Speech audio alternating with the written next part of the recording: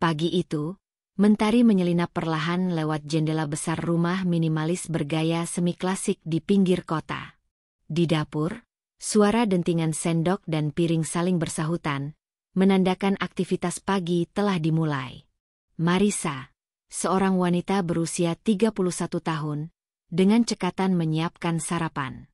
Tangannya sibuk mengatur piring dan gelas, sementara matanya sesekali menoleh ke arah jam dinding, memastikan semuanya tepat waktu seperti biasa.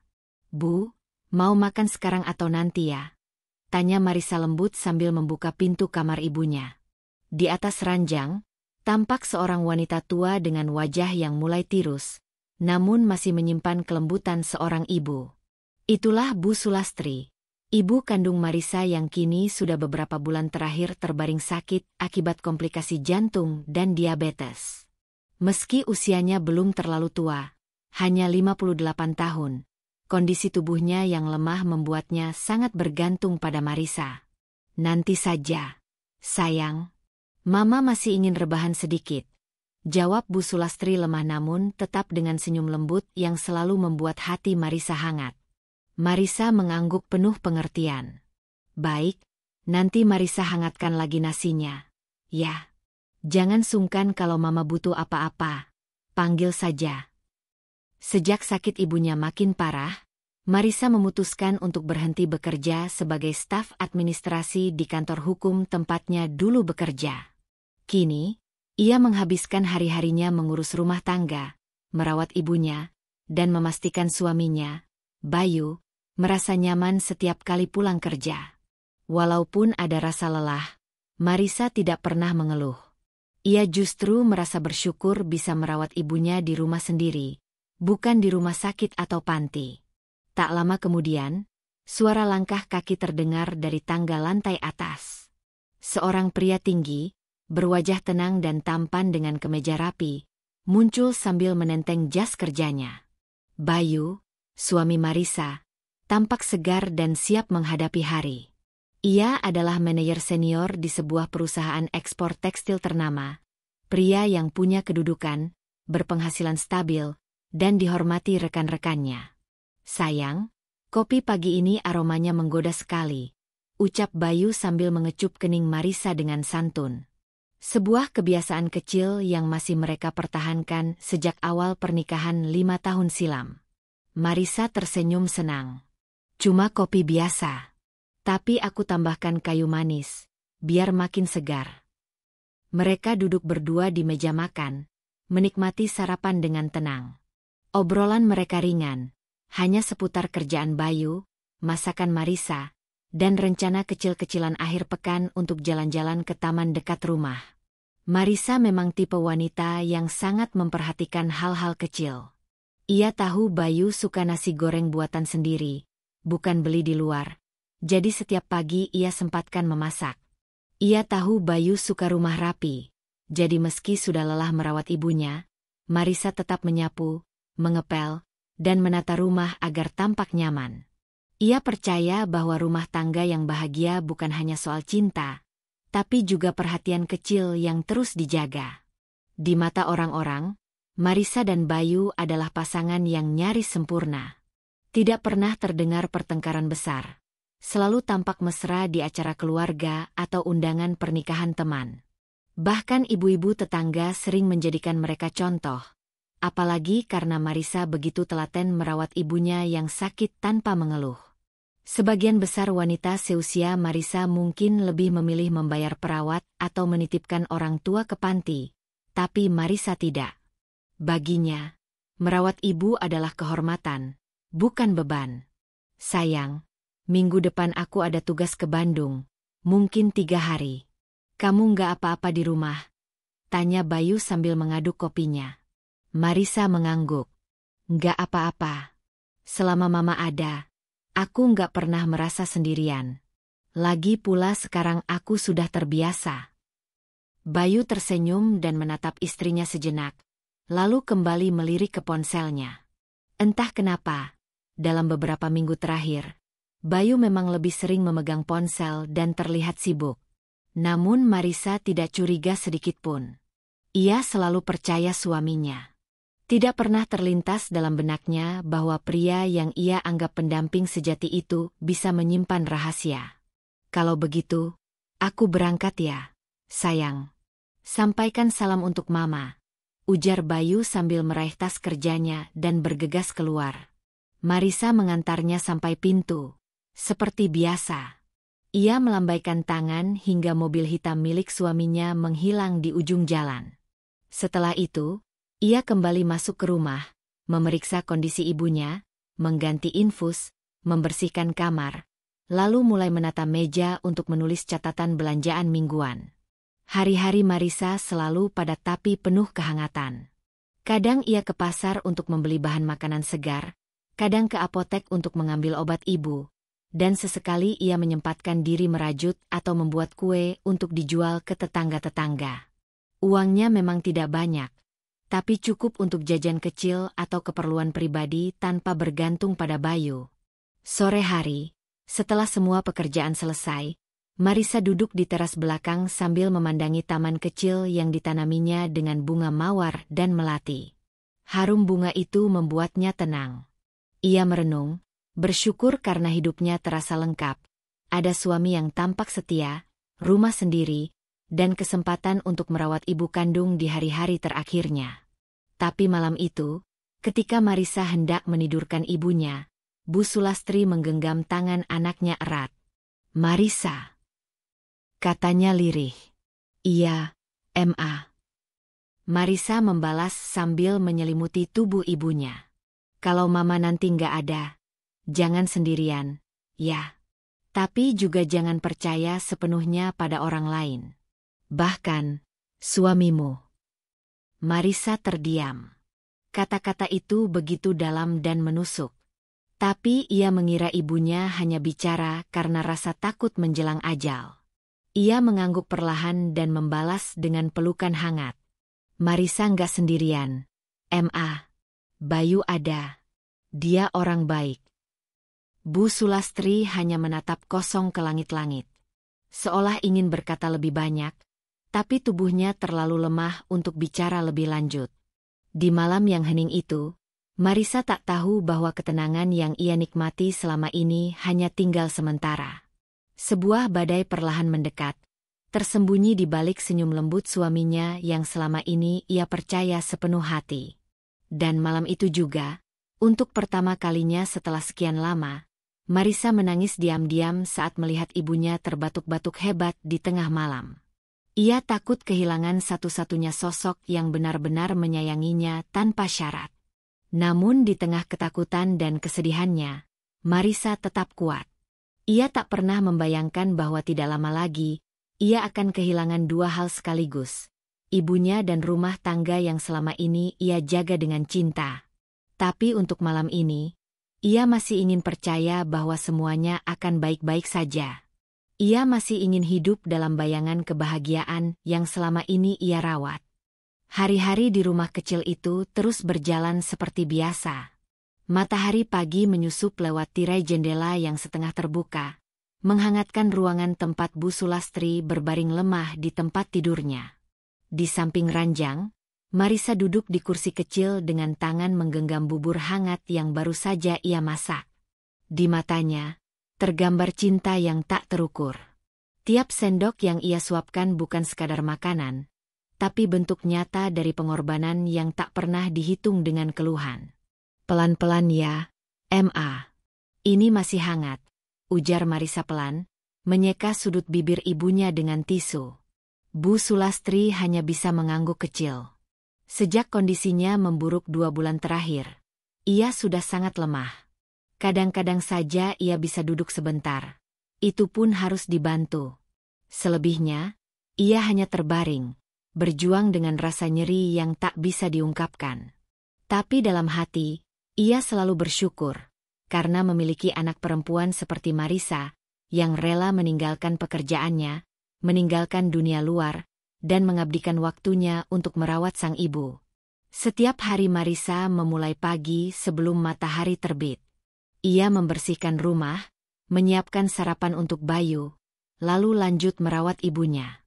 Mengganti sprei, membersihkan tubuh sang ibu dengan air hangat, mengganti popok, memijat perlahan bagian punggung dan kaki, lalu menyuapi obat sesuai jadwal yang diberikan dokter. Semua itu ia lakukan sendiri. Ia pernah ditawari jasa perawat oleh tetangga, namun ia tolak dengan lembut. Bukan karena tak mampu, tapi karena Marisa tahu, ibunya lebih nyaman jika ditangani olehnya langsung. Namun di balik semua ketulusan itu, tubuh Marisa sesungguhnya mulai kelelahan. Ada lingkar hitam di bawah matanya. Bahunya sering terasa pegal. Tapi senyumnya tetap hadir, seolah menutupi semua rasa sakit yang ia rasakan sendiri. Sayang, aku lembur lagi malam ini ya. Ada revisi laporan untuk klien besar, ujar Bayu suatu pagi sambil mengancingkan kemejanya. Marisa hanya mengangguk, meski dalam hati ada rasa hampa yang sulit dijelaskan. Bukan karena marah atau curiga, Marisa sepenuhnya percaya pada suaminya. Hanya saja, ia mulai merasa sendiri. Rumah itu terlalu sunyi ketika malam tiba.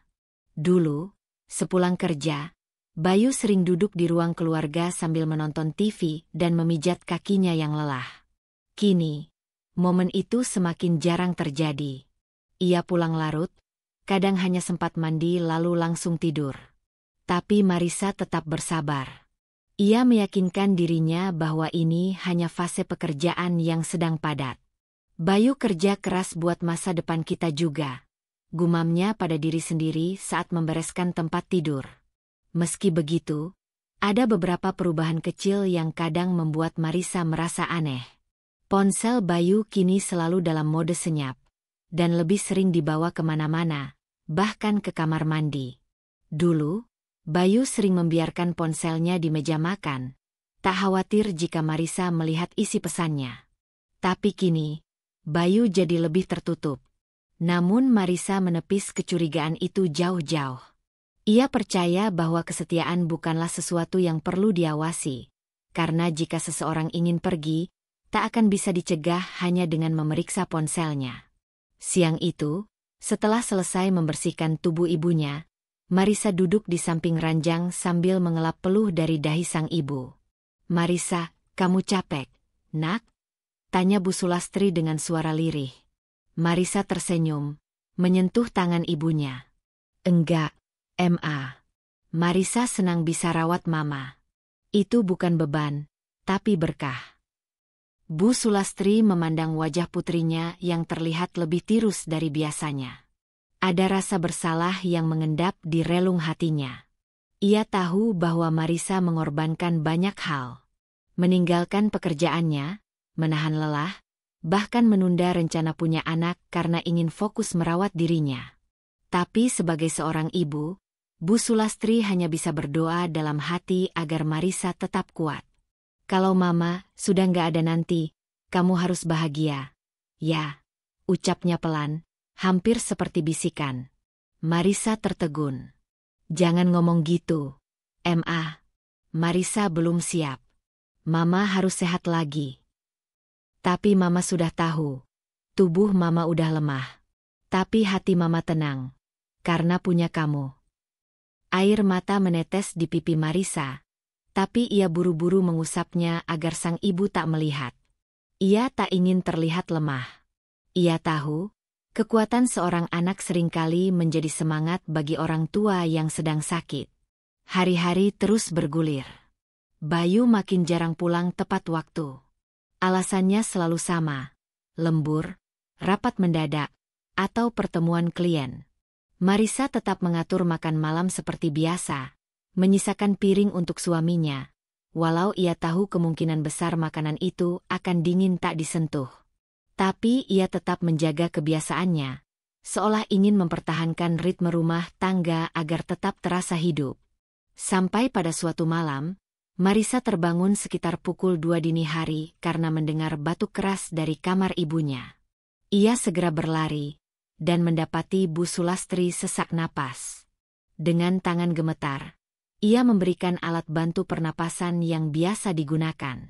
Beberapa menit kemudian, kondisi ibunya mulai tenang. Namun di saat itu, Marisa merasa benar-benar sendiri.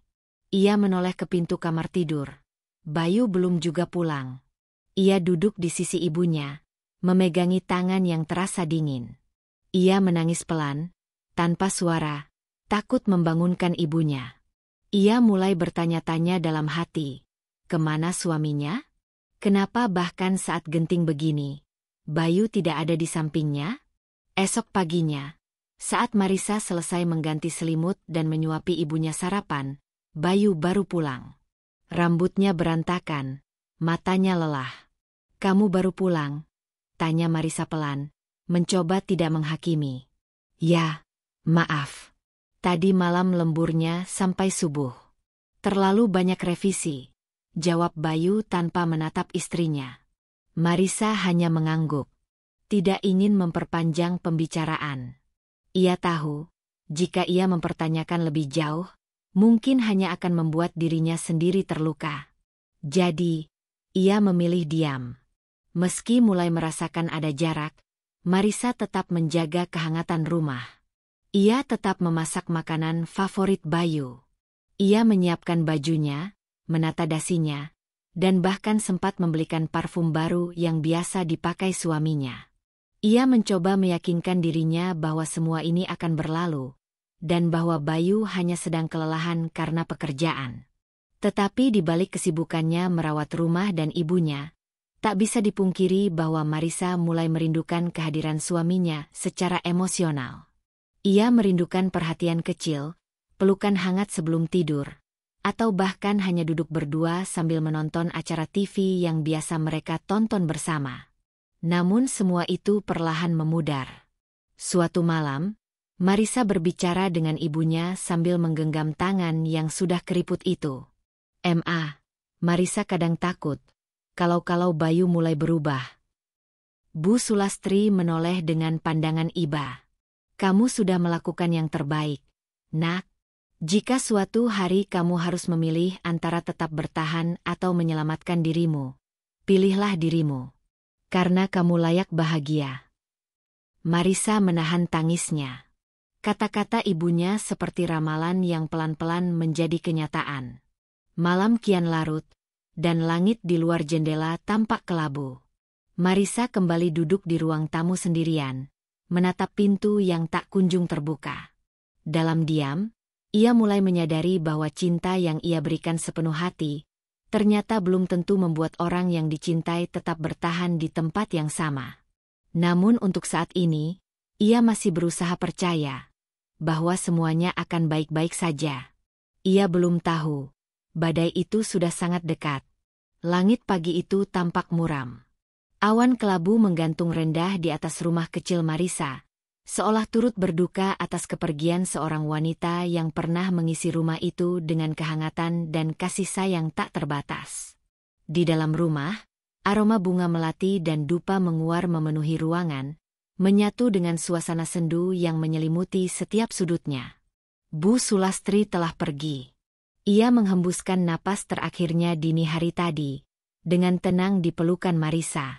Tak ada tangisan histeris, tak ada jeritan perpisahan, hanya air mata yang mengalir deras di pipi Marisa ketika menyadari ibunya tak lagi bernapas. Tubuh yang selama ini ia rawat dengan penuh cinta itu kini terbujur kaku, dingin dan tak lagi menyambut pelukannya. Waktu terasa berhenti bagi Marisa. Ia duduk di samping ranjang ibunya cukup lama sebelum akhirnya menghubungi tetangga dan keluarga dekat. Jiwanya seperti tercerabut, dadanya sesak, dan matanya sembab karena menangis sejak dini hari. Dalam hati kecilnya, ia tahu hari ini akan datang, namun tetap saja ia tidak siap. Bayu baru pulang menjelang subuh. Ketika masuk ke kamar dan melihat tubuh Bu Sulastri sudah ditutup kain putih, ekspresinya datar. Ia memang menyampaikan duka, tapi tidak ada air mata. Tidak ada pelukan menenangkan untuk istrinya yang tengah remuk. "Sayang, kamu istirahat sebentar. Aku bantu siapkan pemakaman," kata Bayu singkat. Marisa hanya mengangguk. Ia duduk di sudut kamar, memeluk lutut sambil memandang kosong ke arah jendela. Suasana duka menyelimuti rumah. Beberapa tetangga mulai berdatangan, membantu menyiapkan segala keperluan untuk pemakaman. Suara doa mengalun pelan dari pengeras suara mushola terdekat, semakin menegaskan bahwa hari ini bukan hari biasa. Jenazah Bu Sulastri dimandikan dan dikafani dengan penuh kehormatan. Marisa mendampingi dengan mata sembab, sesekali menangis pelan saat menyentuh wajah ibunya untuk terakhir kalinya. Saat kain kafan ditutup sepenuhnya, Marisa menggenggam tangan ibunya yang sudah kaku dan dingin, lalu mengecupnya dengan bibir bergetar. Makasih, Ma, untuk semuanya, untuk cinta yang gak pernah habis. Waktu pemakaman tiba. Marisa mengikuti mobil jenazah menuju pemakaman umum, ditemani oleh kerabat dan tetangga. Ia berjalan pelan, mengenakan kerudung hitam sederhana, wajahnya muram tanpa kata. Tangannya gemetar saat menabur bunga, sementara Bayu hanya berdiri di belakangnya, sesekali melihat jam tangan seolah tak sabar untuk segera menyelesaikan prosesi itu. Ketika semua orang sudah mulai membacakan doa, Marisa menoleh ke arah Bayu. Pria itu berdiri kaku, tak ada linangan air mata di matanya. Ia terlihat gelisah, bahkan beberapa kali mengangkat ponsel diam-diam, membalas pesan singkat yang seharusnya bisa ditunda. Hati Marisa mencelus. Tapi ia tidak berkata apa-apa. Hari itu terlalu kelam untuk diisi dengan kecurigaan. Saat semua orang telah pulang dan rumah mulai sepi, Marisa duduk sendirian di ruang tengah. Hanya dia, setumpuk bunga tabur, dan kenangan yang masih tertinggal di setiap sudut rumah. Aroma khas ibunya masih melekat di guling, di kursi rotan kesayangan, dan di syal yang tergantung di belakang pintu. Tapi orangnya telah tiada. Rumah itu terasa kosong meskipun langit-langitnya utuh. Malamnya, Bayu pulang terlambat lagi. Padahal ini hari pemakaman ibu mertuanya. Marisa sudah mengenakan pakaian tidur, duduk di ruang tamu dengan mata lelah. Ia menunggu sejak maghrib, berharap Bayu akan pulang lebih cepat untuk menemaninya melewati malam duka yang berat ini. Tapi tidak. Suaminya baru muncul pukul 10 malam, dengan alasan ada klien mendesak yang harus ditemui. Maaf ya, sayang, tadi ada makan malam sama investor baru. Nggak bisa ditinggal, ujar Bayu sambil melepas jasnya. Marisa tidak menjawab. Ia hanya menunduk, menahan rasa kecewa yang mulai membuncah. Bahkan saat ia kehilangan sosok paling penting dalam hidupnya, Bayu tidak benar-benar ada untuknya. Kamu nggak apa-apa? Tanya Bayu, terdengar hambar. Marisa menatapnya dalam-dalam. Ada jeda lama sebelum akhirnya ia menjawab. Mama baru dikubur pagi tadi. Rasanya seperti dunia berhenti, tapi kamu tetap bisa hidup seperti biasa. Bayu terdiam, lalu mengalihkan pandangan. Aku juga sedih, Marisa. Tapi hidup tetap harus jalan. Marisa menahan napas. Jawaban itu seperti menamparnya. Ia tahu hidup harus berjalan. Tapi apakah perasaan bisa begitu cepat dilupakan? Ia merindukan kehangatan yang dulu selalu hadir dari Bayu. Pelukan, tatapan lembut, kalimat penghibur. Kini semua itu seolah telah menguap, menyisakan sikap dingin yang sulit dimengerti. Hari-hari berlalu. Marisa mulai terbiasa dengan kesunyian yang menggema di rumah. Tak ada lagi suara batuk pelan ibunya dari kamar. Tak ada lagi panggilan untuk membuatkan teh hangat. Setiap pagi ia bangun dengan perasaan hampa, dan malam tiba dengan air mata yang tidak pernah benar-benar kering. Bayu, di sisi lain, semakin sering pergi lebih awal dan pulang lebih larut. Ponselnya tak pernah lepas dari genggaman. Ia mulai mengganti password ponsel, sesuatu yang dulu tidak pernah ia lakukan. Marisa menyadarinya, tapi ia belum ingin berpikir buruk. Ia memilih untuk diam, karena hatinya masih terlalu rapuh untuk menerima kenyataan pahit lain. Namun luka dalam dirinya perlahan berkembang menjadi kecurigaan. Hari demi hari, Marisa merasakan sesuatu yang aneh. Bayu tidak lagi memeluknya di malam hari. Bahkan saat ia menangis diam-diam, Bayu hanya berkata, "Kamu harus kuat," lalu memalingkan tubuh, tertidur tanpa peduli. Suatu malam, Marisa duduk sendiri di kamar ibunya. Ia menyalakan lampu temaram, membuka album foto lama, dan menatap satu persatu kenangan yang tertangkap lensa. Ada foto dirinya dan sang ibu saat ulang tahunnya yang ke-25, saat mereka pergi ke pantai bersama, atau saat mereka membuat kue untuk lebaran. Semua momen itu kini hanya tinggal gambar. Tak akan ada pengulangan. Tak akan ada suara ibu yang menegur lembut atau mencubit pipinya karena malas makan. Dan malam itu, di kamar yang sama, Marisa berbisik lirih. "Ma, Marisa sendirian sekarang. Bayu juga berubah." Ia menangis dalam diam, menunduk dalam pelukan bantal. Tapi jauh di dasar hatinya, sebuah perasaan mulai tumbuh, bahwa ia harus bersiap. Sesuatu yang lebih besar sedang menunggunya.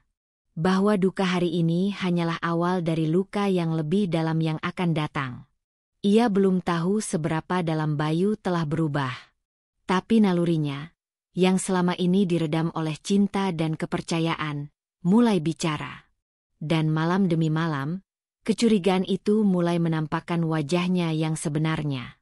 Kepergian ibunya bukan hanya menghapus satu sosok penting dalam hidupnya, tapi juga membuka pintu kenyataan, bahwa Marisa kini benar-benar sendiri. Dan kesendirian itu adalah awal dari badai besar yang akan menguji keteguhan hatinya. 3 hari berlalu sejak kepergian Bu Sulastri, dan duka itu masih tinggal erat di hati Marisa. Rumah yang dulu penuh kehangatan kini menjadi sunyi dan dingin. Tidak ada lagi suara lembut ibunya memanggil. Tidak ada lagi aroma minyak kayu putih yang biasa menguar dari kamar tempat ibunya berbaring. Setiap sudut rumah kini menyimpan kenangan yang membuat dada Marisa sesak. Ia berjalan seperti bayangan, menjalani hari tanpa gairah, menghidangkan makan siang yang tak tersentuh, dan duduk sendirian dalam keheningan. Pagi itu, Bayu bersiap-siap lebih rapi dari biasanya. Jas biru tua disetrika sempurna, dasi dipilih dengan seksama, dan sepatu mengilap tanpa debu. Ia bahkan memakai parfum yang sudah lama tidak disentuhnya.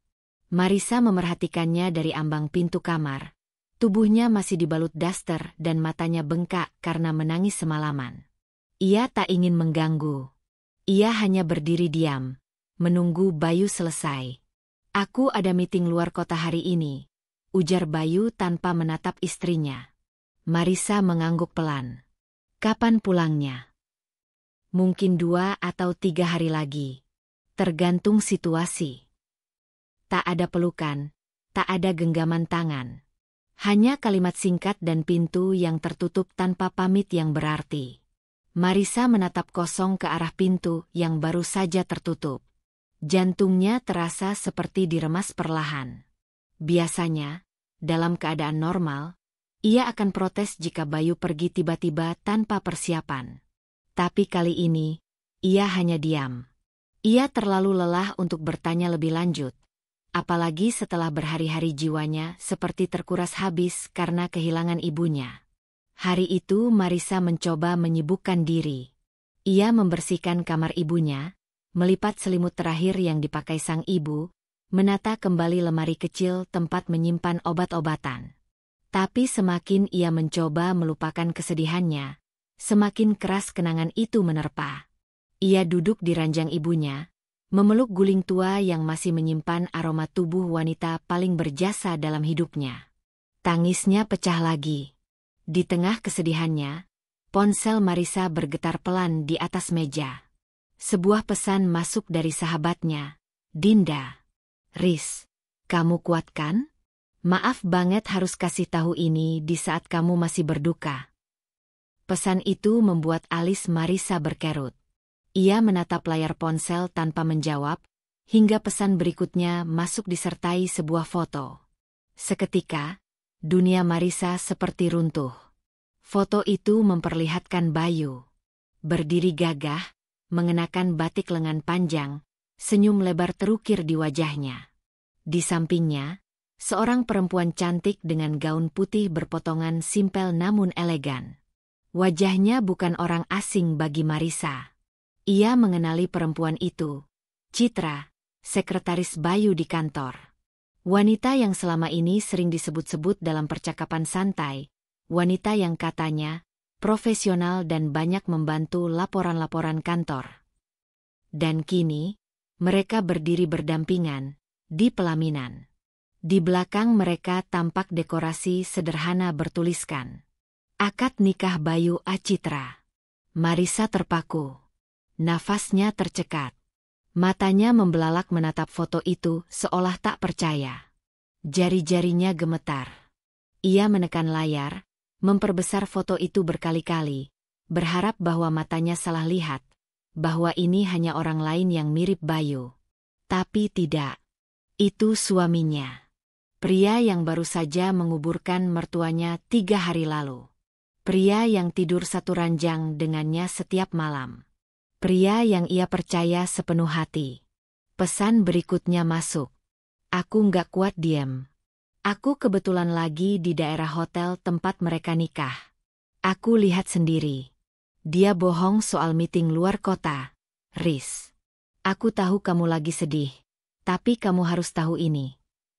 Marisa menjatuhkan ponsel dari tangannya.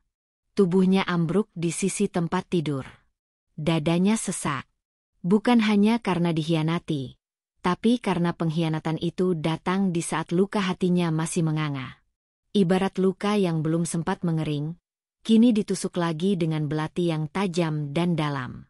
Air matanya tumpah tak terbendung. Ia tak bisa menahan tangis yang pecah seperti air bah. Ia menggigil. Seumur hidup, ia tak pernah membayangkan Bayu akan berbuat sejauh ini. Ia bisa menerima jika suaminya sibuk. Ia bisa mengerti jika hubungan mereka sedang renggang. Tapi menikah diam-diam? 3 hari setelah ibunya meninggal? Marisa merasa seperti baru saja kehilangan 2 orang sekaligus. Pertama, ibunya. Dan kini, suaminya. Tangannya meraih ponsel dengan gemetar. Ia mencoba menghubungi Bayu. Tapi panggilannya tak diangkat. Ia coba lagi. Dan lagi. Tak ada jawaban. Hanya nada sambung yang terasa seperti ejekan di telinganya. Setengah jam kemudian, pesan singkat masuk dari Bayu. Aku minta maaf. Aku akan jelaskan nanti. Marisa menatap layar ponsel dengan tatapan kosong. Kalimat itu seperti ludah di wajahnya. Hanya itu? Setelah semua kepercayaan yang ia berikan? Setelah semua pengorbanan dan kesabaran? Ia terduduk lama, menatap jendela yang mulai temaram. Hari mulai gelap, tapi dalam hatinya tak ada cahaya yang tersisa. Marisa tidak tahu harus memulai dari mana untuk memahami semua ini. Rasanya terlalu menyakitkan. Terlalu menghancurkan. Bahkan jika ini hanya mimpi, ia ingin segera terbangun. Tapi ini nyata. Ini kenyataan yang menghancurkan. Di dalam hati, amarah mulai tumbuh. Bayu, kamu tega. Bahkan belum genap seminggu Mama pergi. Kamu sudah gantikan posisi hatiku dengan orang lain. Gumamnya dengan suara bergetar. Pikirannya melayang ke semua momen yang dulu ia abaikan. Malam-malam lembur, pesan singkat yang disembunyikan, bau parfum asing di baju Bayu, dan betapa ia selalu berusaha menepis semua rasa curiga dengan alasan cinta dan kepercayaan. Ternyata, semua itu bukan sekadar firasat. Itu kenyataan yang selama ini ditutup-tutupi oleh kepercayaannya sendiri. Marisa menghabiskan malam itu dalam diam. Ia tidak makan, tidak tidur.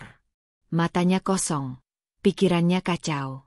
Tapi di balik semua keterpurukan itu, ada satu titik dalam dirinya yang mulai menyalakan cahaya kecil. Harga diri. Ia menatap cermin kamar ibunya. Wajahnya pucat, matanya bengkak, tapi sorot matanya berubah. Aku nggak bisa terus begini, ucapnya perlahan. Marisa tahu, jika ia terus meratapi semua ini, ia akan tenggelam dalam kesedihan yang tak berujung. Ia sudah kehilangan ibunya. Ia tidak akan kehilangan dirinya sendiri juga. Ia bangkit dari tempat tidur, menatap sekeliling rumah, dan dalam hatinya mulai muncul keputusan.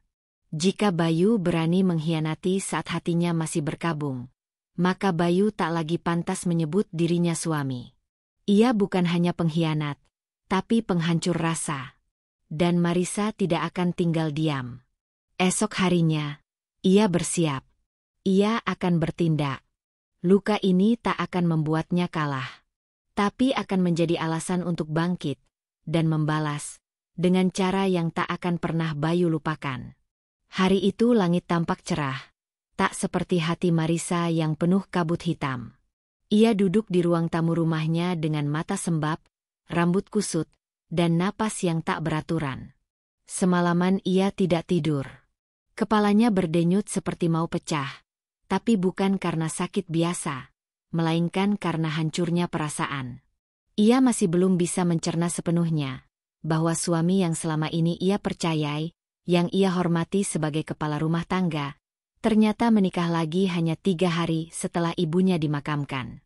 Lebih menyakitkan lagi, Bayu memilih menikahi sekretarisnya sendiri, wanita muda bernama Citra, yang dulu sering disebut-sebut di sela-sela percakapan santai mereka sebagai pegawai teladan. Pintu rumah terbuka tiba-tiba. Suara derit itu membuat Marisa tersentak.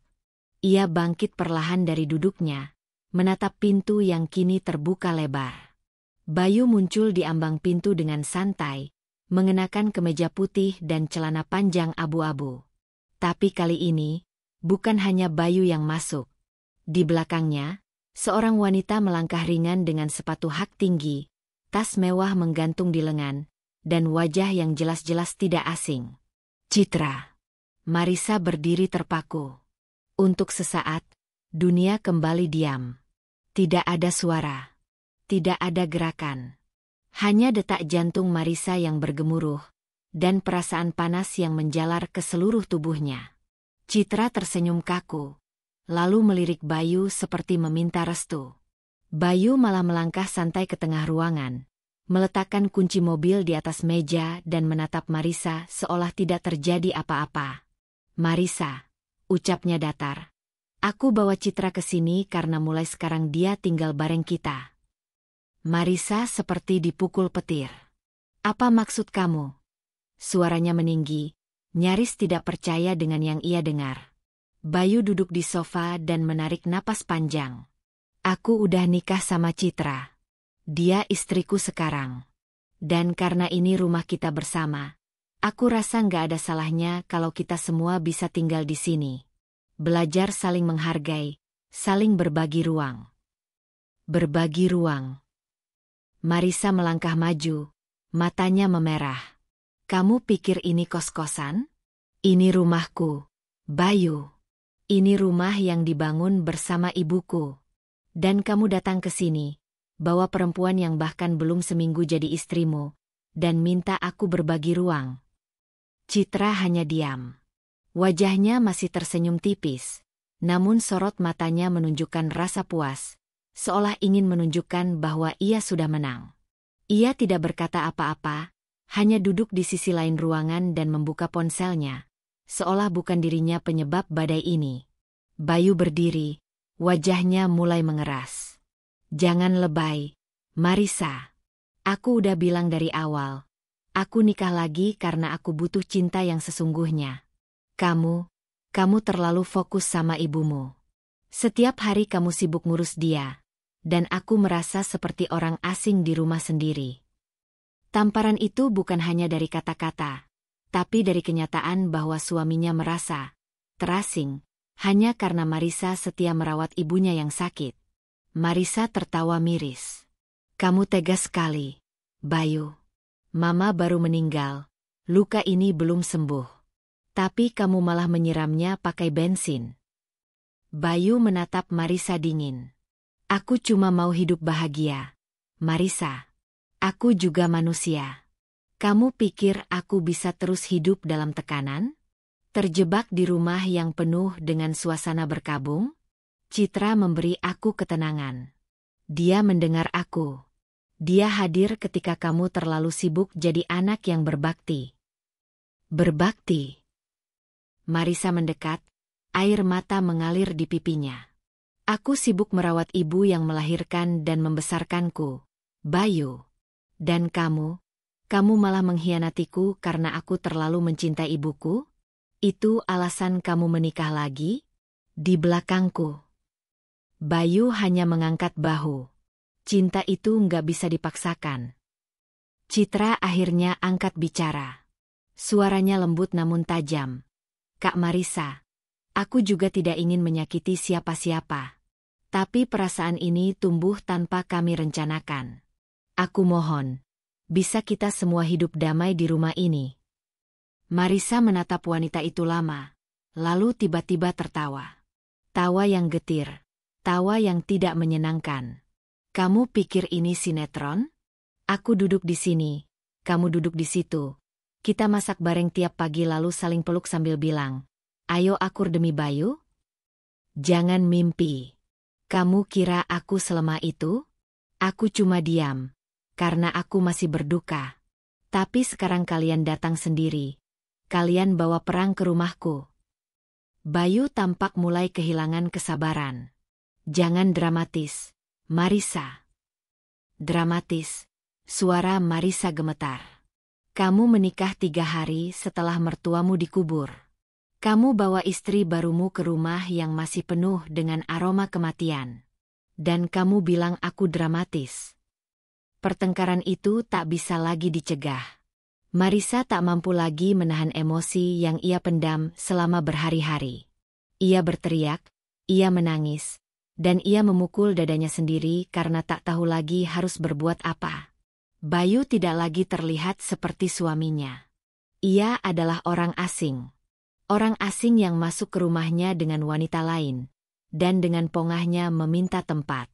Sampai akhirnya, Marissa berkata dengan suara rendah namun sangat tegas, kamu dan perempuan itu keluar dari rumah ini. Sekarang. Bayu tertawa sinis. Kamu kira kamu bisa usir aku begitu saja? Ini rumah kita berdua, Marissa. Kamu nggak punya hak penuh atas tempat ini. Aku nggak peduli hukum atau surat-surat. Bayu. Ini rumah yang Mama bangun. Rumah ini saksi hidup perjuanganku merawat dia sampai napas terakhirnya. Dan kamu? Kamu bahkan tidak sempat memandikan jenazahnya. Kamu bahkan nggak ada saat aku butuh seseorang untuk pegang tanganku saat aku kehilangan satu-satunya keluarga. Citra berdiri dan mencoba menenangkan Bayu. Tapi Marissa tidak peduli. Ia menunjuk pintu dengan tegas. Keluar. Sebelum harga diriku benar-benar aku buang. Bayu berdiri, menghela napas, lalu melangkah ke arah pintu. Aku kasih kamu waktu berpikir. Karena kamu pasti akan sadar kalau kamu butuh aku. Keluar, Bayu. Dan pintu itu pun tertutup kembali. Tapi kali ini, tidak dengan kehangatan dan cinta seperti biasanya. Melainkan dengan ketegasan dan luka yang belum kering. Marissa berdiri di tengah ruang tamu. Nafasnya masih tersengal, air matanya masih menetes. Tapi kini ada sesuatu yang tumbuh dalam dirinya. Sebuah kekuatan yang muncul dari rasa sakit. Ia sadar satu hal, jika ingin bertahan, maka ia harus menjadi lebih kuat dari sebelumnya. Karena sejak hari ini, ia tidak akan lagi menunggu pengertian dari orang yang mengkhianatinya. Ia akan berdiri sendiri dan membalas semuanya dengan harga dirinya sebagai wanita yang pernah mencintai, tapi tak akan membiarkan dirinya diinjak lagi. Pagi itu, Marissa berdiri di depan cermin besar di kamarnya, menatap dirinya sendiri dengan mata yang masih sembab, tapi sorotnya berbeda dari hari-hari sebelumnya. Ia tak lagi melihat perempuan rapuh yang hancur karena pengkhianatan. Di cermin itu kini berdiri seorang wanita yang bangkit dari luka. Seorang istri yang telah dibohongi, dikhianati, tapi memilih melawan. Ia tahu, jika ia tidak berdiri untuk dirinya sendiri, maka tak akan ada seorang pun yang akan melakukannya. Marissa berjalan menuju laci besar di ruang kerja ibunya. Di dalam laci itu, tersimpan sebuah map berwarna coklat tua yang sudah mulai usang. Ia membukanya perlahan, dan di dalamnya terdapat selembar fotokopi akta hibah dan surat kepemilikan rumah. Nama di atas surat itu tertulis jelas, Marisa Budiarti. Ia menggigit bibirnya pelan, mencoba menahan emosi yang kembali mengalir saat membaca nama almarhumah ibunya sebagai pihak yang menyerahkan rumah ini kepadanya. Ia masih ingat betul saat Bu Sulastri berkata lirih, "Rumah ini untuk kamu, Nak. Kalau ibu nggak ada nanti, kamu tetap punya tempat yang aman untuk pulang." Dan ternyata, ucapan itu bukan sekadar kalimat manis seorang ibu. Bu Sulastri benar-benar telah mengamankan masa depan anaknya. Kini Marisa tahu apa yang harus ia lakukan. Sore itu, terdengar suara mobil berhenti di halaman rumah. Marisa, yang sedang duduk tenang di ruang tamu dengan map coklat di tangan, tak bereaksi apa-apa. Ia hanya menunggu, karena ia sudah tahu siapa yang akan datang. Pintu terbuka, dan Bayu masuk dengan langkah seenaknya. Kali ini ia sendirian, tak membawa Citra bersamanya. Mungkin ia merasa situasi sudah cukup memanas. Mungkin ia beranggapan Marisa akan melunak setelah beberapa hari mereka tidak bicara. Tanpa permisi, Bayu langsung berjalan menuju kulkas, mengambil air mineral dan meneguknya. Seolah tak terjadi apa-apa, ia lalu melemparkan tubuhnya ke sofa. "Rumah ini memang lebih nyaman dari tempat sewaanku sekarang," gumamnya santai. Citra belum terbiasa sama tempat kecil. "Tapi ya, kita butuh proses, ya kan?" Marisa memandangi laki-laki itu dengan tatapan yang tajam namun tenang. Ia tak lagi marah seperti sebelumnya. Kali ini, ia datang membawa kekuatan. Bukan teriakan. Bukan air mata. Tapi bukti. "Bayu," ucapnya tenang, "aku tidak akan ulangi perdebatan seperti tempo hari. Aku tidak akan bicara soal pengkhianatanmu. Aku hanya akan bicarakan satu hal, rumah ini." Bayu mengangkat alis, lalu tertawa kecil. "Loh, kenapa rumah ini? Bukannya ini rumah kita bersama sejak awal? Waktu kita nikah, kamu tinggal di sini, aku ikut. Jadi ini rumah kita, kan?" Marisa meletakkan map coklat itu di atas meja, lalu menggesernya ke hadapan Bayu. "Silakan buka dan baca sendiri." Bayu tampak malas-malasan saat membuka map itu. Tapi saat matanya membaca bagian pertama dari surat hibah dan sertifikat, senyumnya mulai memudar. Keningnya mengernyit.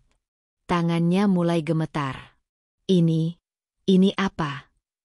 "Surat hibah dari almarhumah ibu. Rumah ini sepenuhnya atas nama aku. Sudah balik nama sebelum kamu datang ke hidupku.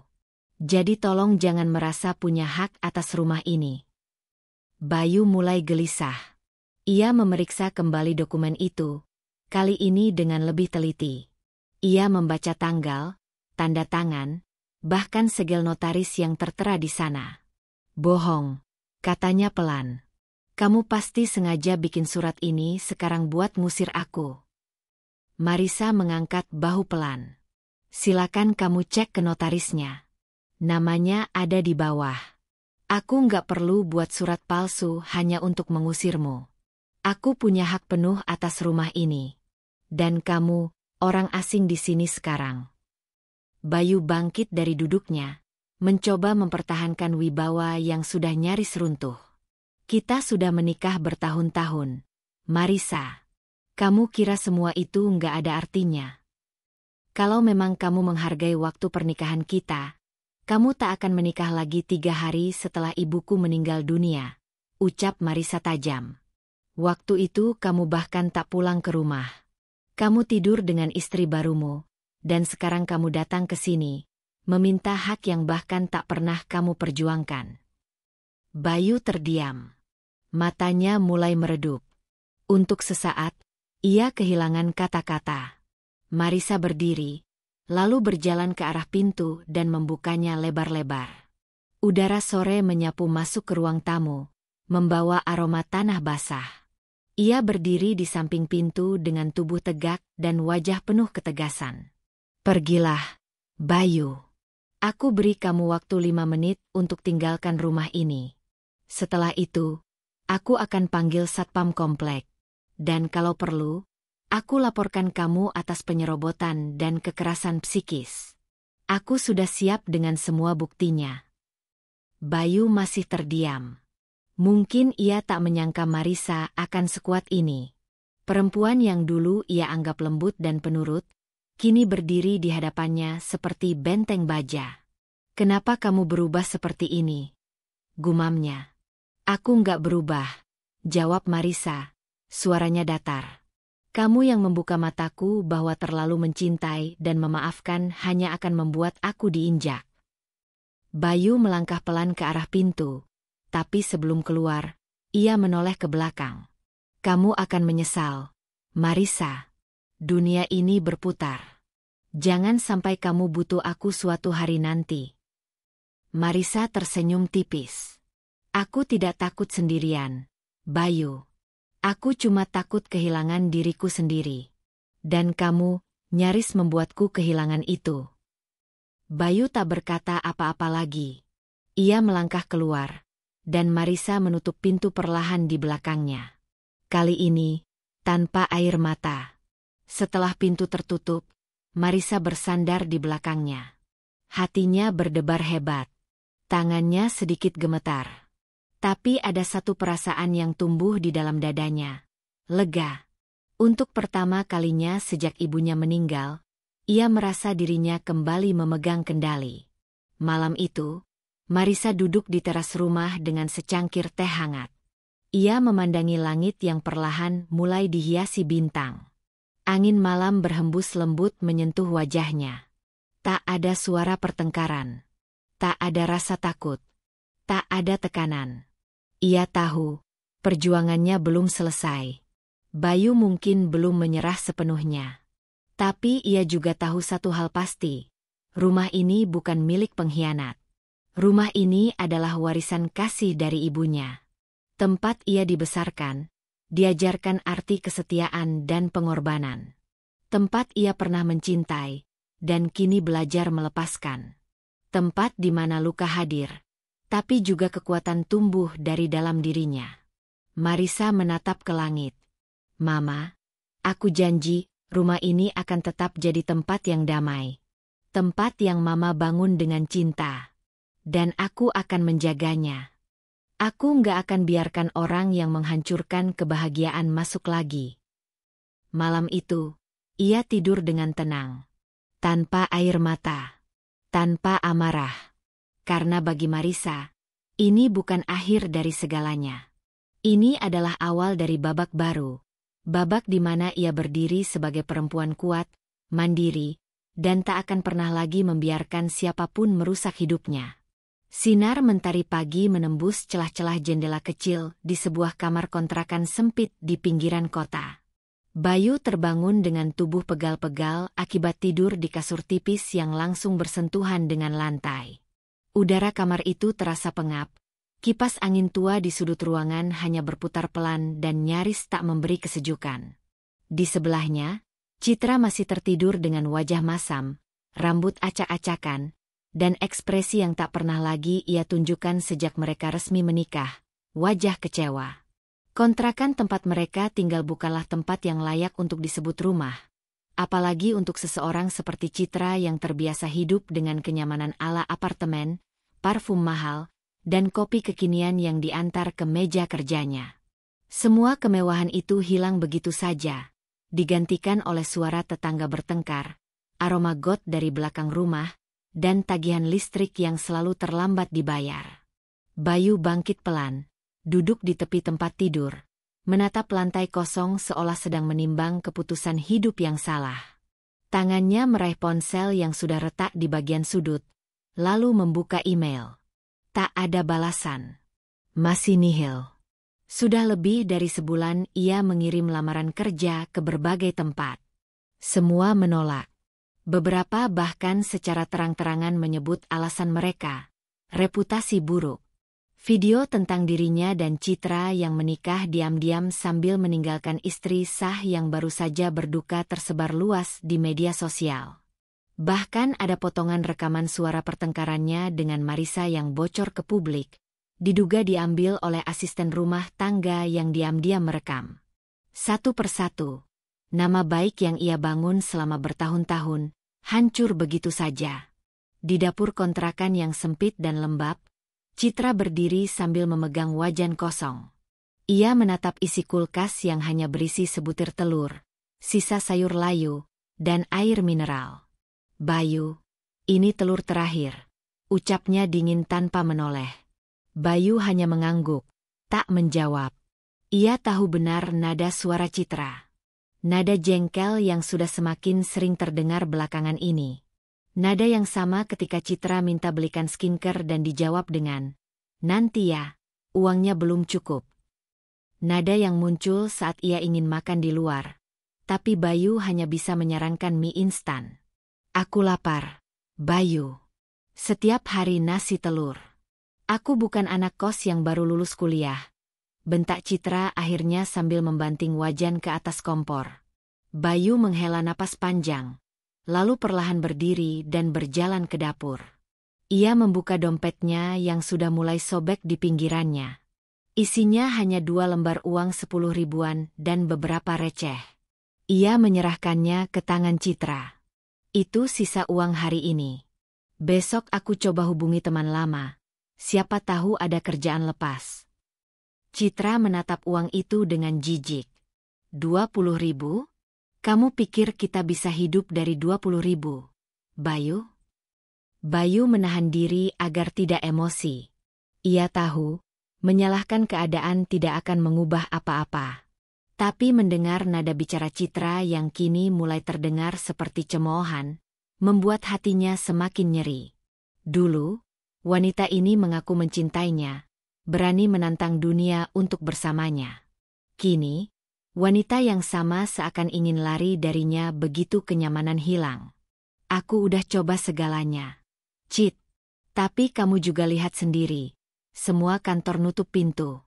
Nama kita rusak," ucap Bayu lirih. Citra tertawa sinis. "Nama kita? Jangan samakan aku dengan kamu.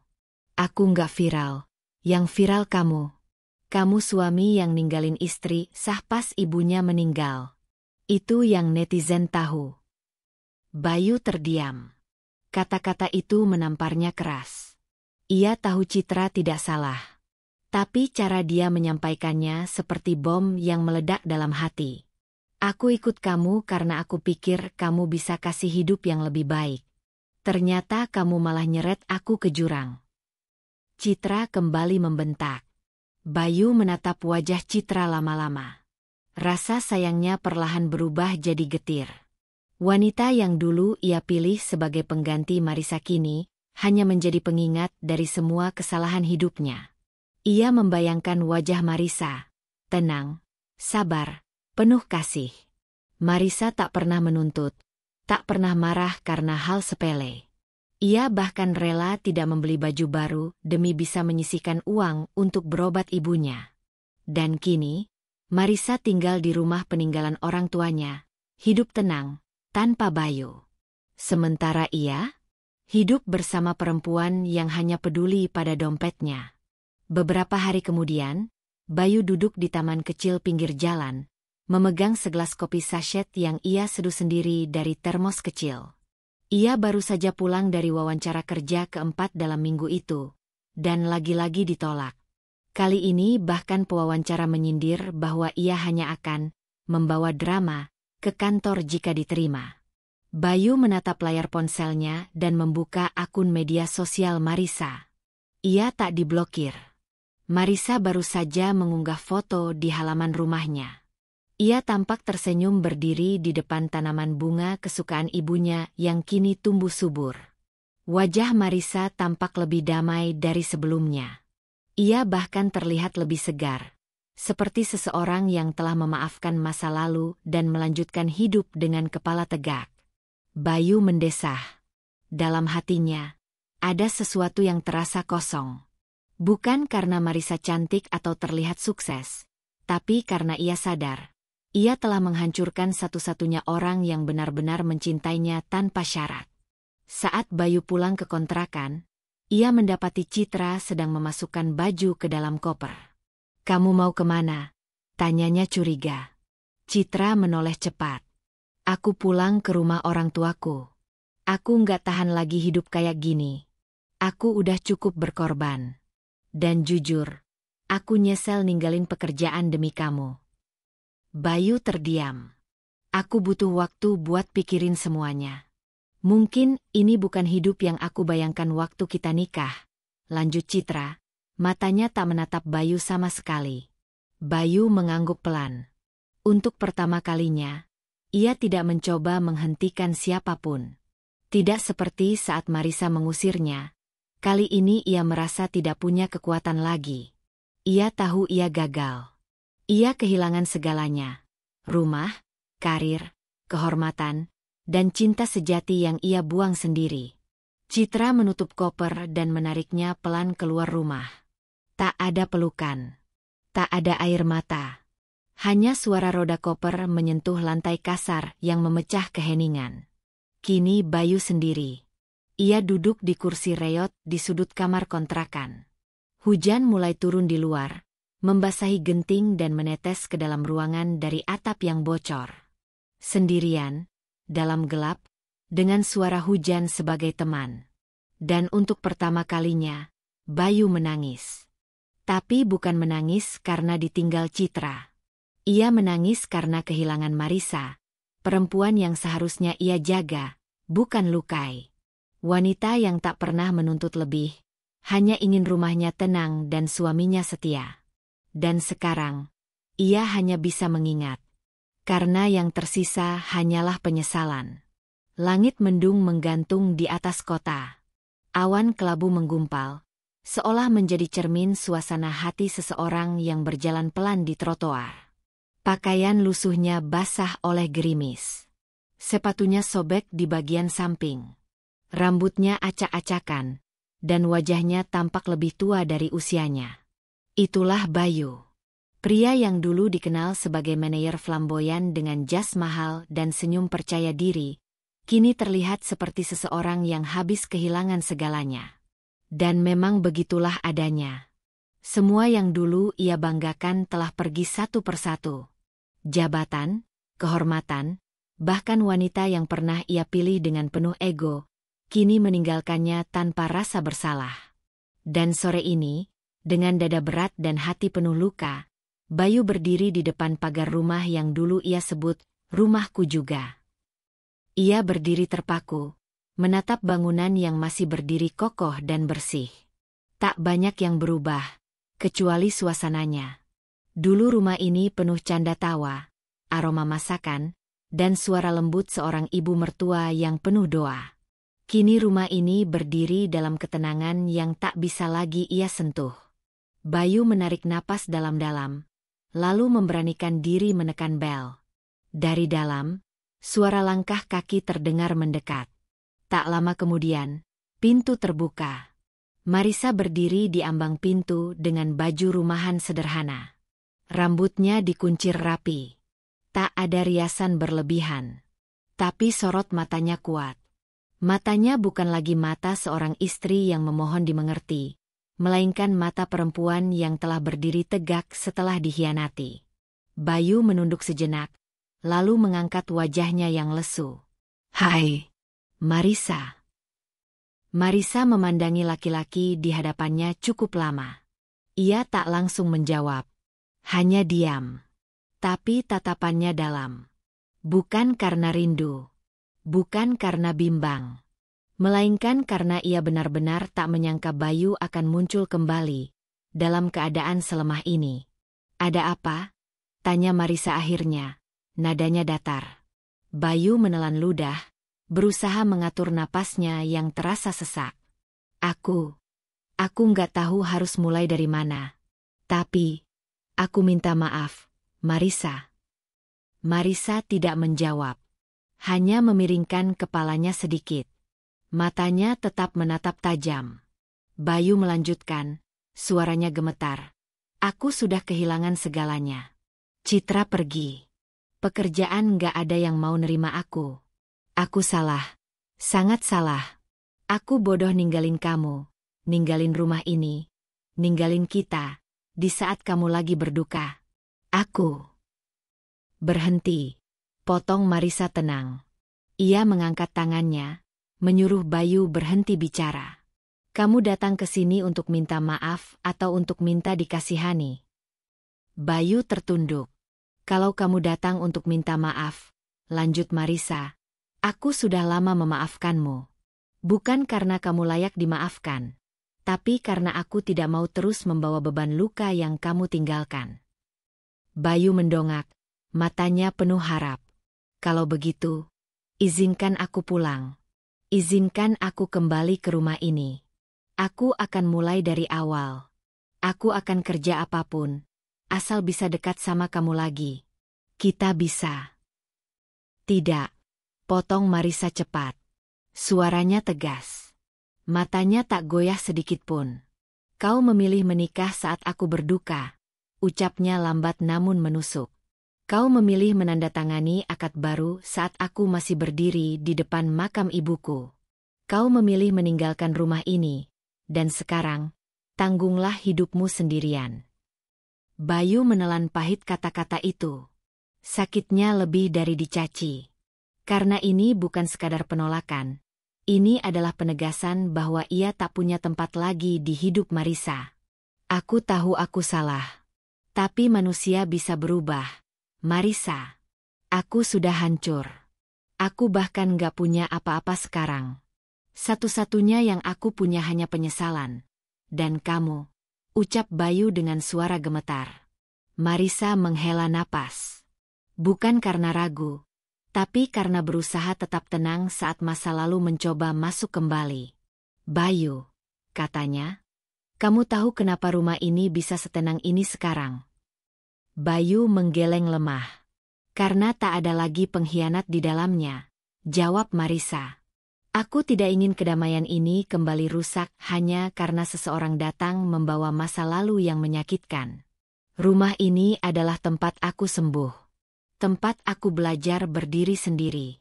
Aku tidak akan izinkan kamu datang dan menghancurkan itu lagi. Bayu terdiam. Air mata mulai mengalir di pipinya. Tangannya mengepal. Bukan karena marah, tapi karena ia baru benar-benar merasakan arti kehilangan. Marisa menatap jam tangannya. Sudah sore. Kalau kamu tidak punya tujuan lain, lebih baik pulang. Bayu melangkah mundur pelan.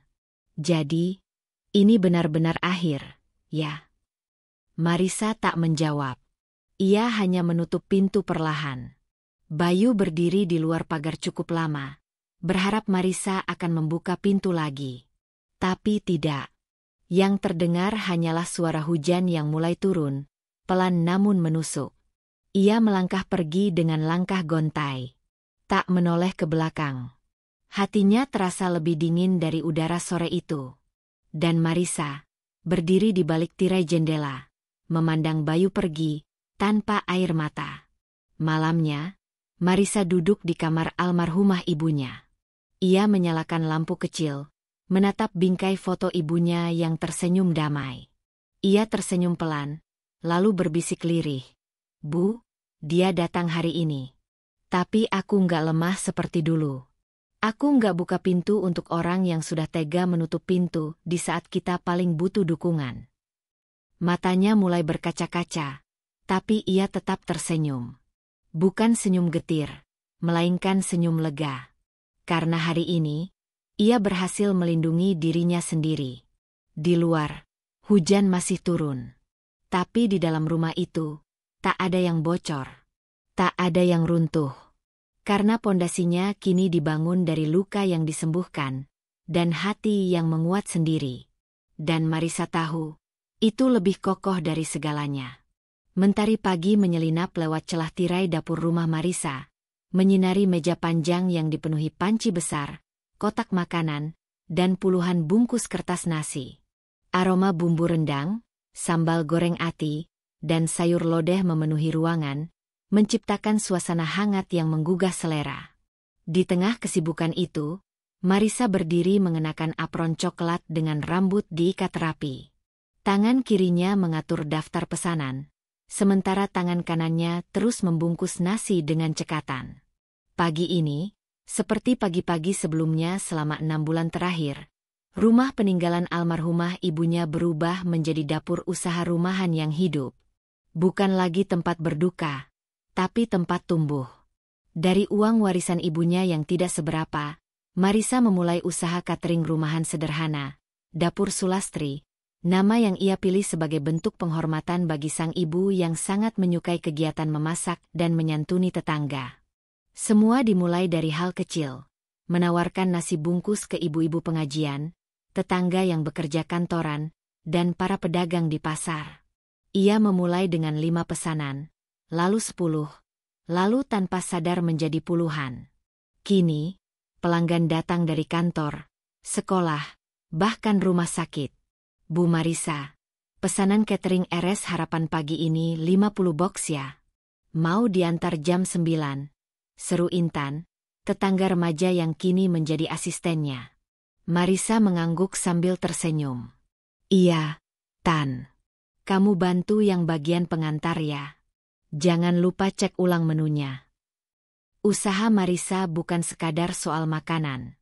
Ia menghidupkan nilai kasih sayang dalam setiap hidangan. Ia percaya bahwa makanan bukan hanya mengenyangkan perut, tapi juga bisa menghangatkan hati. Dan dari dapur kecil itu, ia mulai menemukan kembali harga dirinya yang pernah dihancurkan oleh pengkhianatan.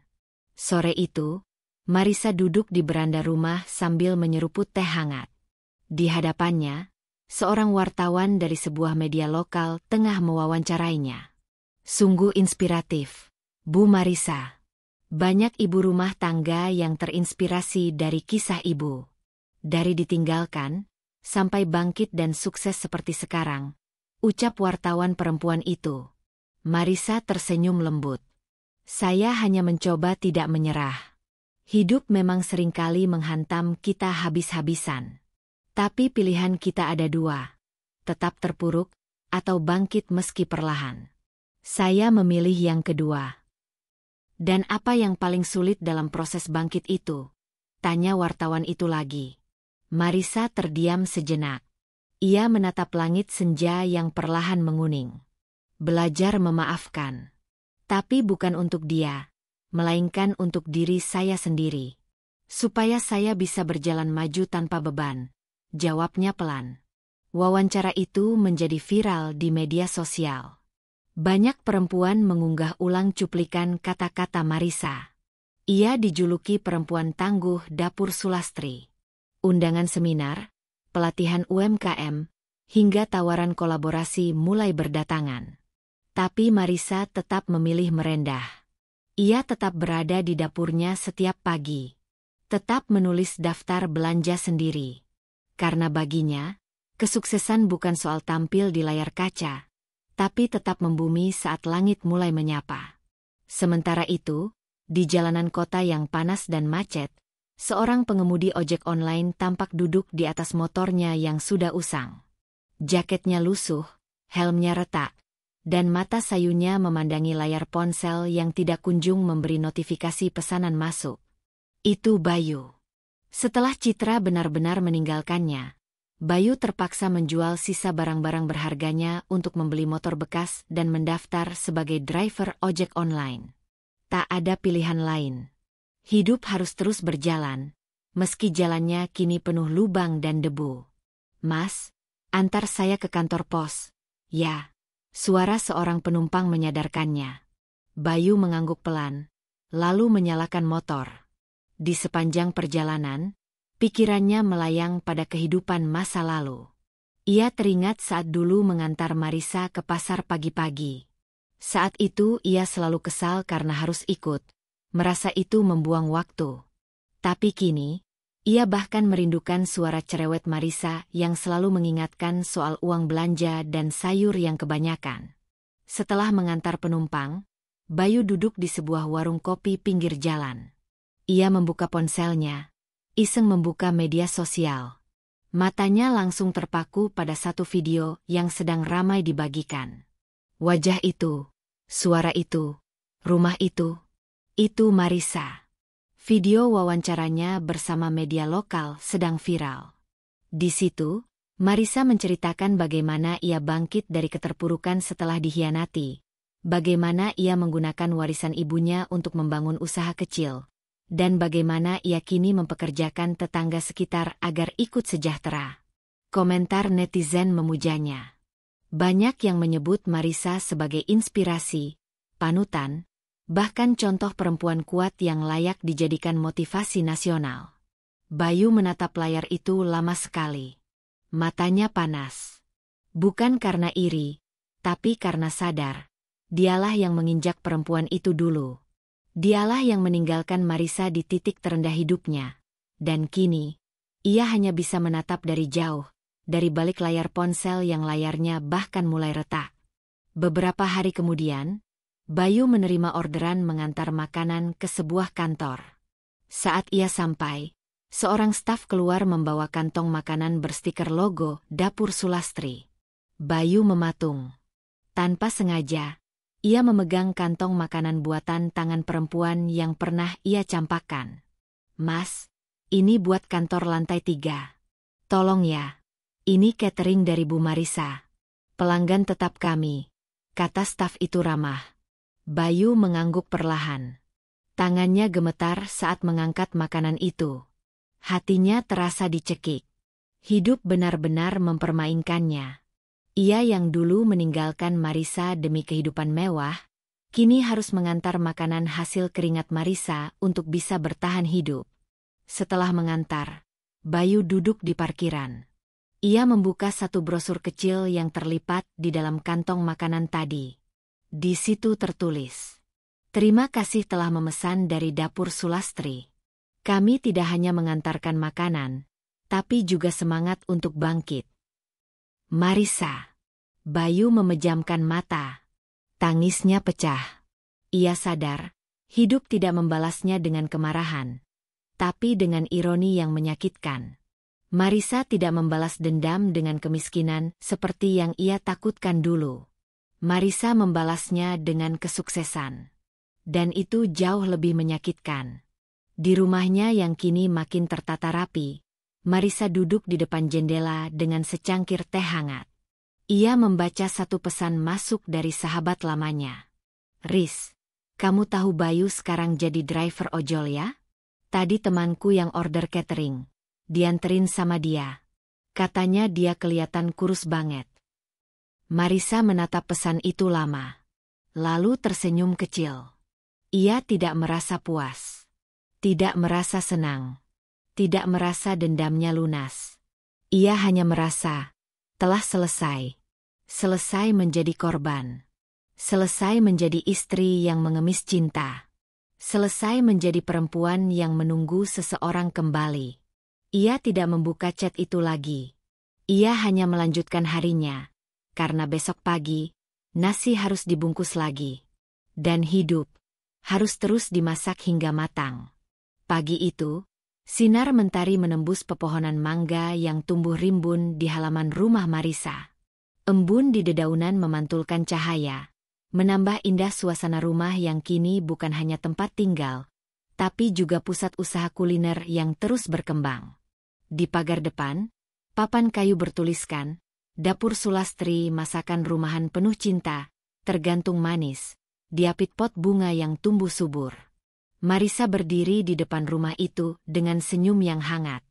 Tangannya menggenggam segelas teh hangat, sementara matanya memandangi beberapa ibu-ibu dan remaja tetangga yang sibuk membantu di dapur kecil yang dibangun di samping rumah. Sebuah dapur semi permanen dengan atap transparan dan meja stainless panjang yang kini menjadi nadi dari semua perjuangan yang ia bangun sejak kepergian Bayu. Hari ini adalah tepat 1 tahun sejak ibunya, Bu Sulastri, meninggal dunia. Dan Marisa memilih mengenangnya bukan dengan tangis, tapi dengan syukuran kecil di rumah, mengundang anak-anak yatim dan tetangga sekitar. Dulu, tahun lalu, tepat 3 hari setelah ia kehilangan ibunya, hidupnya seperti dirampas dalam satu tarikan nafas.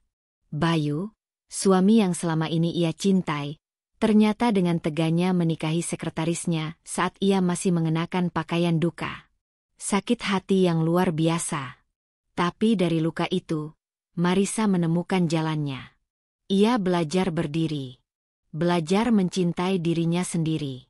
Belajar bangkit, bukan untuk membalas, tapi untuk sembuh. Dan hari ini, ia benar-benar sembuh. Bu Marisa, ini kue-kue tumpengnya sudah datang. Ya, kata Intan, salah satu karyawan yang juga tetangganya. Marisa mengangguk sambil tersenyum. Terima kasih, Tan. Setelah acara syukuran, kamu bantu cek bahan buat besok ya. Kita ada orderan 200 nasi kotak dari kantor kelurahan. Intan tersenyum bangga. Iya, Bu. Dapur Sulastri makin rame ya sekarang. Marisa hanya tersenyum kecil. Ia tidak pernah menyangka bahwa rumah yang dulu terasa sempit karena beban hati itu, kini terasa luas karena tawa dan semangat yang memenuhi ruangannya. Tak ada lagi isak tangis di malam hari. Tak ada lagi pikiran, mengapa aku tidak cukup baik. Yang ada kini hanyalah rasa syukur, karena akhirnya ia bisa melihat dirinya sendiri dengan penuh rasa bangga.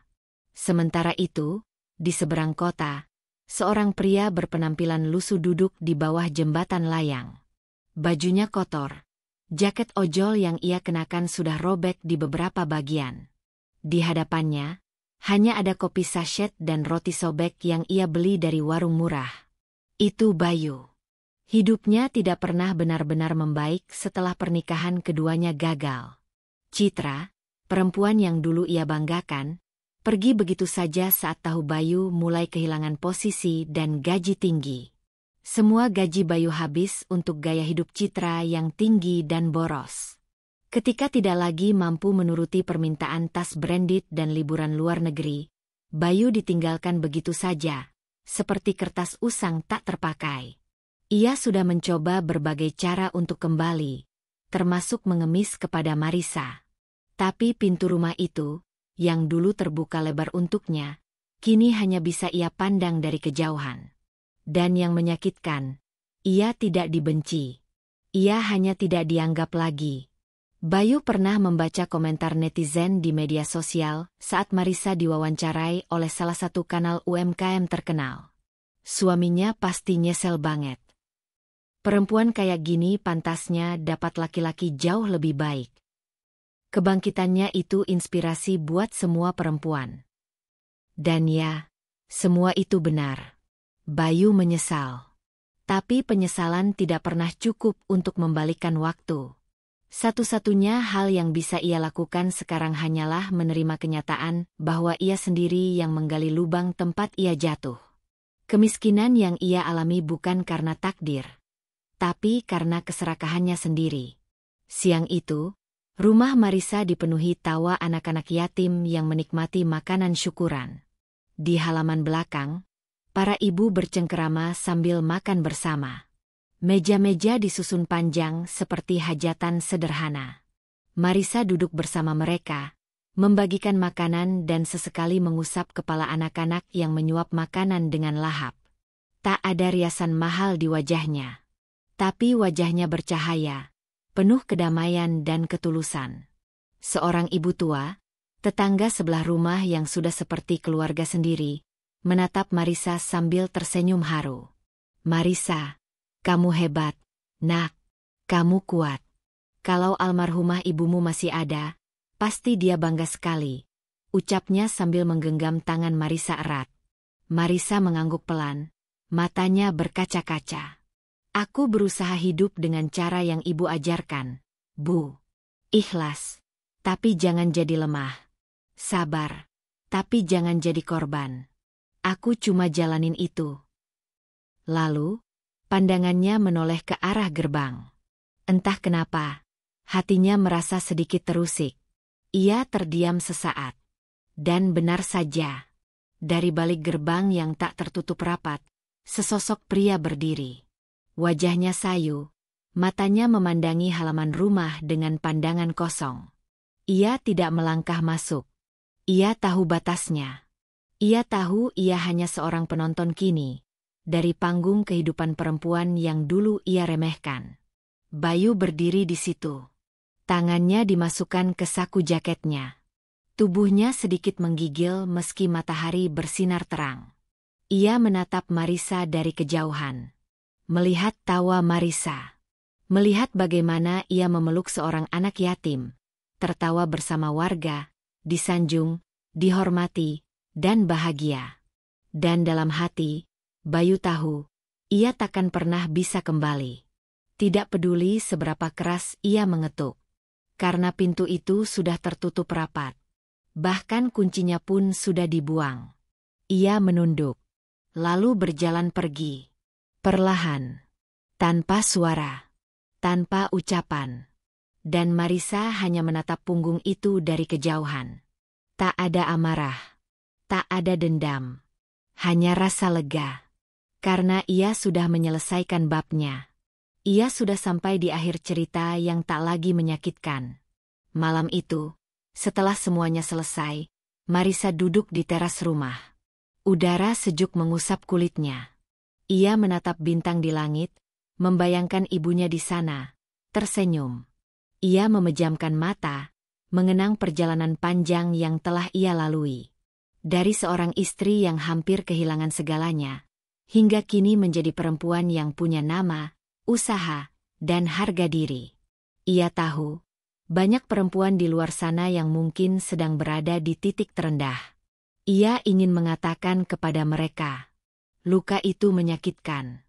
Tapi jangan biarkan luka mengubahmu jadi lemah. Jadikan ia alasan untuk berdiri lebih tegak.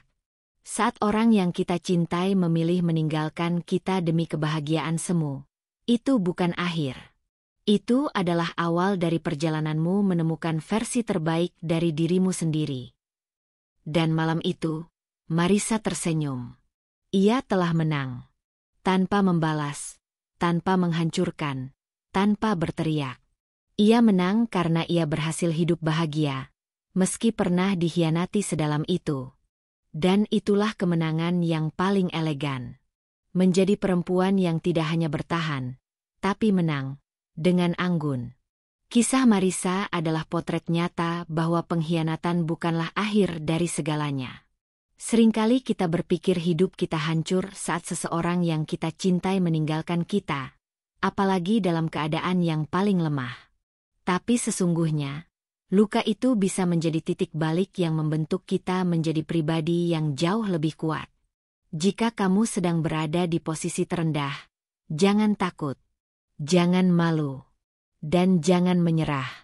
Karena dari kehancuran yang paling dalam, bisa tumbuh kekuatan yang luar biasa. Marisa tidak membalas dengan kebencian. Ia tidak sibuk menjelekkan orang yang melukainya. Ia memilih untuk bangkit dalam diam, memperbaiki hidupnya, dan akhirnya menang. Bukan di atas penderitaan orang lain, tapi di atas kerja keras dan ketulusan dirinya sendiri. Jangan pernah menilai dirimu dari bagaimana orang lain memperlakukanmu. Nilailah dirimu dari seberapa kuat kamu bangkit saat dunia menjatuhkanmu. Untuk kamu yang sedang berjuang, yakinlah, suatu hari, luka itu tidak lagi menyakitkan. Tapi akan menjadi alasanmu tersenyum dan berkata, terima kasih, karenanya aku menemukan diriku yang sesungguhnya. Terima kasih telah mengikuti kisah ini hingga akhir. Semoga cerita Marisa menjadi pelita bagi hatimu, kekuatan bagi jiwamu, dan inspirasi dalam setiap langkahmu.